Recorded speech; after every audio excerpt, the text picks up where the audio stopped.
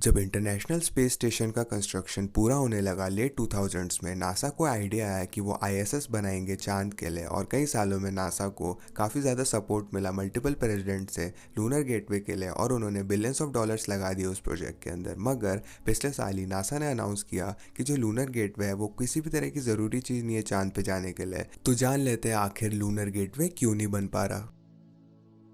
अगर देखें कहाँ से शुरुआत हुई लूनर गेटवे की, हमें अप्रैल ऑफ 2010 में जाना पड़ेगा। उस समय प्रेसिडेंट ओबामा ने नासा को कहा था कि वो क्रूड मिशन कंप्लीट करें नियर बाय एस्ट्रॉयड में, और नासा ने क्विकली डिटरमाइन किया कि ऐसा मिशन जो है वो इनफीजिबल हो जाएगा एस्ट्रोनॉट्स को, क्योंकि महीनों बिताने पड़ेंगे ऐसे स्पेस क्राफ्ट में, और उसकी टेक्नोलॉजी भी उस समय नहीं थी। तो नासा ने इस प्लान को तो रिजेक्ट कर दिया, मगर आयरॉनिकली उन्होंने प्रपोज किया एक और ऑल्टरनेट प्लान को, जो कि और भी ज़्यादा क्रेजियर था। जो ऑल्टरनेट प्लान था उसे एस्ट्रॉयड डायरेक्ट मिशन कहा गया। वो आइडिया ये था कि एक स्पेसक्राफ्ट जाकर एक छोटा नियर अर्थ एस्ट्रॉयड को लेके आएगा जो कि चांद के ऑर्बिट में घूमेगा। इस तरह से एस्ट्रोनॉट जो है स्पेसक्राफ्ट में रहते हुए ही एस्ट्रॉयड में जो अटैच्ड होगा उसे स्टडी कर पाएंगे लंबे समय तक। और कांग्रेस हालांकि इस आइडिया का बहुत बड़ा फैन तो नहीं थी, क्योंकि उन्हें लगा नहीं कि ऐसा मिशन किसी भी तरह से प्रैक्टिकल या फिर किसी भी काम का है। और ये रिजेक्शन जो है वो हमें 2017 में लेके आता है, जहाँ पे नासा ने अपना विजन रिवील किया था अपने मॉडर्न लूनर गेटवे का। नासा ने 2 फेज प्लान प्रपोज किया था। इसमें पहला फेज तो ये था कि असेंबली को बुलाया जाए स्पेस मॉड्यूल के पार्ट्स के साथ distance orbit around the moon में, जिसे डीप स्पेस गेटवे कहा जाएगा। और उन्होंने ओरिजिनली प्लान किया था ये फेज जो है वो लेट 2020s में कंप्लीट हो जाएगा। इसके बाद वो फेज 2 में जाएंगे, जो कि था डीप स्पेस ट्रांसपोर्ट। जो डीप स्पेस ट्रांसपोर्ट है वो सिंपली एक बड़ा सा स्पेस क्राफ्ट है जो कि एस्ट्रोनॉट्स को चांद से मार्स तक लेके जाएगा। और नासा ने उम्मीद करी थी कि अगर वो स्पेस क्राफ्ट को डीप स्पेस गेटवे में असेंबल करेंगे तो वो मुश्किलों को कम कर सकते हैं ऐसे स्पेसक्राफ्ट को जो कि डायरेक्टली अर्थ पे लॉन्च करने से आती है।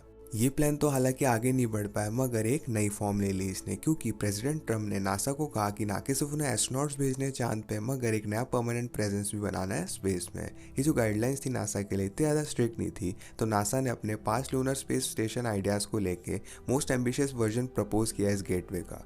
इस वर्जन में जो थे बहुत सारे स्पेस लीडर्स इन्वॉल्व थे, जिसमें आता है रशिया, जापान, यूरोप और कनाडा। और जो गेटवे था उसमें 9 डिफरेंट मॉड्यूल्स होने थे, जिसमें एक था हैबिटेशन मॉड्यूल, एक रोबोटिक आर्म, एक डॉकिंग कंपोनेंट और बहुत सारे साइंस मॉड्यूल्स। इस पॉइंट पे नासा बेसिकली आइडिया को पिच कर रहा था एक आईएसएस बनाने के लिए चांद के आसपास। हालांकि एक्सट्रीमली एम्बिशियस था, नासा जो है सपोर्ट ले पाया था बहुत सारे स्पेस लीडर से, तो ऐसा लग रहा था कि लूनर गेटवे एक्चुअली शेप ले लेगा। मगर यहीं पे वाइस प्रेसिडेंट पेंस जो थे उन्होंने कम्प्लीटली नासा का फोकस बदल दिया मार्च 2019 में।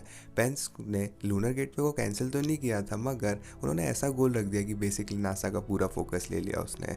पेंस चाहते थे कि नासा एस्ट्रोनॉट्स को भेजे चांद पे वापस 2024 तक, और क्योंकि नया गोल था नासा जो है वो कम्प्लीटली फोर्स किया गया उन्हें कि अपनी प्रायोरिटीज़ और टाइमलाइन को बदल ले। उन्होंने कैंसिल और पोस्टपोन कर दिया ऐसी चीज़ों को जो कि इंसानों को चांद पर वापस नहीं ले जा सकती। और अनफॉर्चुनेटली जो मेजॉरिटी ऑफ लूनर गेटवे था उसकी ज़रूरत नहीं थी लोगों को चांद पे ले जाने के लिए। मगर ये एक सवाल को लेके आती है, अगर लूनर गेटवे की ज़रूरत नहीं थी लोगों को चांद पे भेजने के लिए, तो आखिर नासा इतना सारा पैसा और एफर्ट क्यों खर्च कर रहा है इस प्रोजेक्ट में एट द फर्स्ट प्लेस। और क्योंकि हम लोग वापस से इंसानों को चांद पे नहीं भेज पाए 50 सालों में, तो आपको ये लगेगा कि चांद पे जाना टॉप प्रायोरिटी होगी और सारे डिस्ट्रैक्शन जो है वो पहले से हट चुके होंगे। जो इस चीज़ का जवाब है वो एक्सट्रीमली कॉम्प्लिकेटेड है, क्योंकि बहुत सारे एक्सपर्ट्स हैं दोनों तरफ इस आर्ग्यूमेंट पे। कुछ लोगों को ये लगता है कि लूनर गेटवे किसी भी तरह से ज़रूरी है क्योंकि long term human space flight में काम आएगा, और दूसरे लोग सजेस्ट करते हैं कि लूनर गेटवे एक वेस्ट होने वाला है टाइम, पैसे और एफर्ट का। तो चलिए शुरुआत कर लेते हैं प्रोपोनेंट्स को देखते हुए लूनर गेटवे के। शुरुआत करते हैं नासा के खुद से ही। नासा क्लेम करता है कि यहाँ पे 3 प्राइमरी रीजंस है डेवलपमेंट को सपोर्ट करना चाहिए गेटवे के। उसमें पहला ये है पावर और प्रपल्शन एलिमेंट। जो लूनर गेटवे है उसमें एक्सपेक्टेड है कि 60 किलोवाट का सोलर इलेक्ट्रिक प्रपल्शन सिस्टम होगा, टॉप लाइन कम्युनिकेशन सिस्टम्स होंगे, एल्टीट्यूड कंट्रोल होगा, ऑर्बिटल ट्रांसफर कैपेबिलिटीज़ होगी। और नासा आर्ग्यू करता है कि इन सारी टेक्नोलॉजी को एस्ट्रोनॉट्स जो चांद पे जाएंगे उनके पास लाके ये हाईली इंप्रूव कर देगा लाइकलीहुड कि एक मिशन उनका सक्सेसफुल होगा। फॉर इंस्टेंस अगर एस्ट्रोनॉट्स कम्युनिकेट नहीं कर पाए मिशन कंट्रोल से जो कि पृथ्वी पे है, वो आराम से कांटेक्ट कर पाएंगे लूनर गेटवे से। सिमिलरली अगर कोई चीज़ खराब हो जाती है उनके रॉकेट में, तो आराम से सेल्फ सस्टेनिंग लूनर गेटवे पे रह सकते हैं। बेसिकली एस्ट्रोनॉट जो कि चांद पे जा रहे हैं उनके पास ज़्यादा ऑप्शंस अवेलेबल हो जाएंगे अगर मिशन के दौरान कोई भी गड़बड़ हो जाती है तो। और जो नासा का दूसरा आर्ग्यूमेंट है लूनर गेटवे के फेवर में कि गेटवे की एबिलिटी जो है वो हैबिटेशन और लॉजिस्टिक्स आउटपुट की तरह होने वाली है अभी तक तो, क्योंकि हमारे पास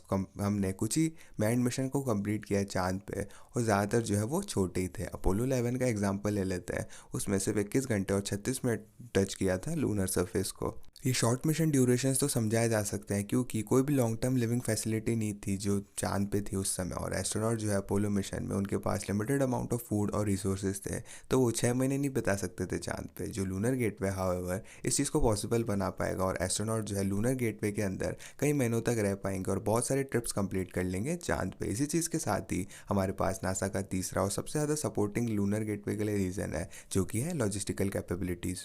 जो गेटवे है वो और ज़्यादा बड़ा होगा सारे मॉडर्न रॉकेट से, तो नासा गेटवे का इस्तेमाल कर सकता है स्टोरेज और ट्रांसपोर्टेशन पर्पसेस के लिए। और हर लूनर मिशन से पहले नासा बहुत सारे डिफरेंट एक्सपेरिमेंट्स और टेस्टिंग इक्विपमेंट को भेज सकता है लूनर गेटवे पे, और मिशन के दौरान एस्ट्रोनॉट जो है वो लूनर सैंपल्स को ले आएंगे और कंडक्ट कर पाएंगे बहुत सारे टेस्ट गेटवे में ही। और जो एबिलिटी है टेस्ट कंडक्ट करने की चांद पे, वो नासा को अलाउ करेगा कि बहुत सारे टेस्ट कंप्लीट कर पाएंगे, जो कि और भी ज़्यादा फ्लेक्सिबल होगा। आफ्टर ऑल और ज़्यादा लूनर सैंपल्स को पाने के लिए आपको कोई भी रॉकेट लॉन्च करने की ज़रूरत नहीं है चांद तक। आपको सिर्फ चांद की सरफेस पे उतरना होगा और ज़्यादा सैंपल्स को कलेक्ट करना होगा। और ये जो मेन रीज़न थे जो कि नासा अपने ऑफिशियल पेज में लिखता है लूनर गेटवे के। मगर एक और एडवांटेज है जो कि गेटवे के लिए फ़ायदेमंद होगा, जो कि है ट्रांजिशन पॉइंट मार्शियन मिशन के लिए। क्योंकि मार्स पे पहुंचने के लिए 6 महीने लगते हैं आज की टेक्नोलॉजी में, तो एक बड़ा स्पेसक्राफ्ट जिसमें अच्छे सोने की, बाथरूम करने की, एक्सरसाइज करने की फैसिलिटीज़ हो, वो काफ़ी कमाल का होगा। और ऐसे स्पेसक्राफ्ट को लॉन्च करना अर्थ से बहुत ज़्यादा मुश्किल होगा, क्योंकि स्पेसक्राफ्ट का साइज़ काफ़ी बड़ा होता है। और जब हम कंपोनेंट्स को लॉन्च कर पाएंगे स्पेसक्राफ्ट को स्पेस में पीस बाय पीस, और उसे असेंबल कर पाएंगे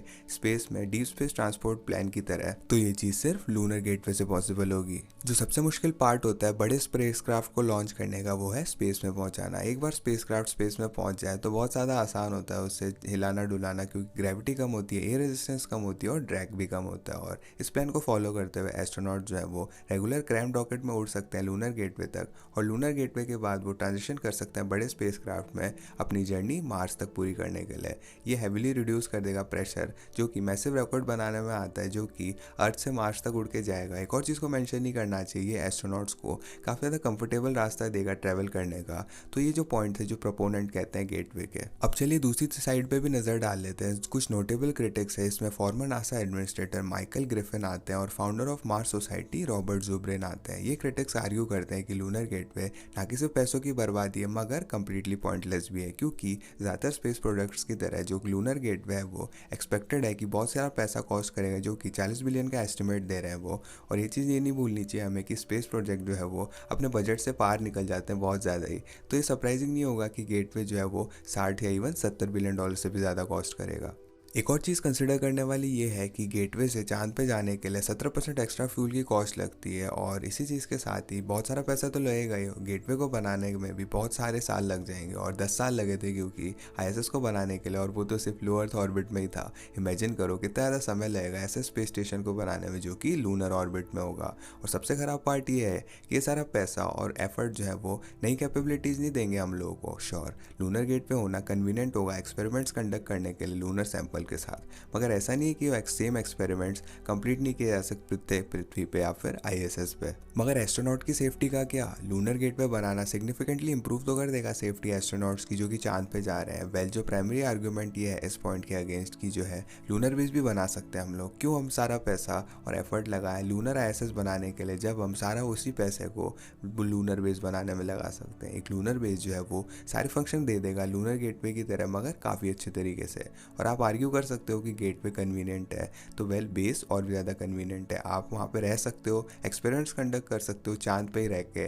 और अगर आप ये आर्ग्यू करोगे कि गेटवे ग्रेटर सेफ्टी प्रोवाइड करता है, वेल जो बेस है वो और भी ज़्यादा सेफ्टी प्रोवाइड करता है, क्योंकि बेस के साथ आपको असेंड नहीं करना पड़ेगा गेटवे में, ताकि सेफ्टी से रिटर्न कर पाओ या फिर मिशन कंट्रोल से कॉन्टैक्ट कर पाओ। और मोस्ट इंपॉर्टेंटली हालांकि लूनर बेस बनाना मेजर स्टेप होगा in terms of space exploration, क्योंकि हमने मैसिव स्पेस स्टेशन तो पहले ही बना लिया, तो एक और बनाने बनाना चांद के लिए साइडवेज का स्टेप होगा और लूनर बेस बनाना वहीं पे हमें वैल्यूएबल एक्सपीरियंस देने वाला है, जो कि हमें बेस को बनाने में मदद करेगा या फिर शहर को भी मार्स में। बेसिकली लोग जो अगेंस्ट है गेटवे के, वो आर्ग्यू करते हैं कि लूनर बेस बनाना और गेटवे बनाने में सिमिलर प्रोज एंड कॉन्स आते हैं, तो क्यों ना आगे जाके बड़ा कदम उठाएं और लूनर बेस बनाए बजाय कि एक और स्पेस स्टेशन बनाने के। और जो नासा का प्लान है वो ये है कि गेटवे हालांकि पोस्टपोन हो चुका है, मगर उन्होंने कम्प्लीटली इसे ख़त्म नहीं किया है। मगर क्योंकि स्ट्रॉन्ग अपोजिशन आ रही है क्रेडिबल एक्सपर्ट से, तो पॉसिबल हो सकता है कि आईएसएस चांद के लिए कभी भी ना हो। मगर ये ज़रूरी नहीं है कि ख़राब चीज़ है। इसका मतलब ये है कि हमारे पास बहुत सारा पैसा और रिसोर्सेज बच जाएगा लूनर बेस बनाने के लिए। क्या आप लोग लूनर गेटवे को सपोर्ट करते हो? कमेंट करके ज़रूर बताना। साथ साथ इस वीडियो को लाइक कीजिएगा अगर आप एक्साइटेड हो कि लोग वापस से चांद पे जाने वाले हैं, और ऑफ कोर्स हमारे डिस्कॉर्ड कम्युनिटी को ज्वाइन कीजिएगा फ्यूचर वीडियो आइडियाज़ देने के लिए, और चैनल को सब्सक्राइब कीजिएगा बाकी क्वेश्चंस लॉजिकली आंसर देखने के लिए। मैं था चिरंजीव, मैं मिलता हूँ आपसे अगली वीडियो में।